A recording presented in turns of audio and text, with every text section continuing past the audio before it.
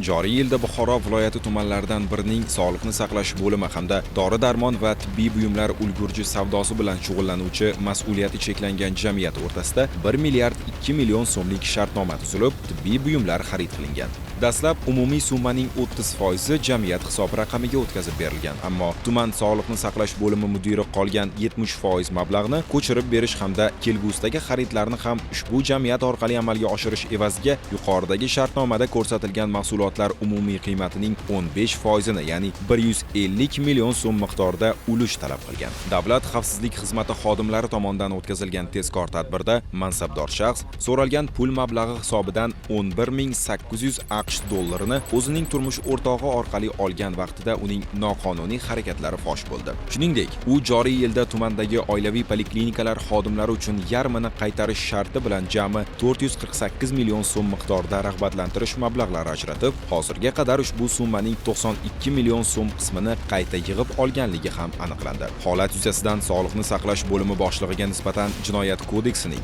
210-moddasi 2-qismi B, V bandlari hamda 167-moddasi 2-qismi G bandi bilan, mas'uliyati cheklangan jamiyat vakiliga esa 211-moddaning 2-qismi B bandi bilan jinoyat ishi qo'zg'atilib, tergov harakatlari olib borilmoqda.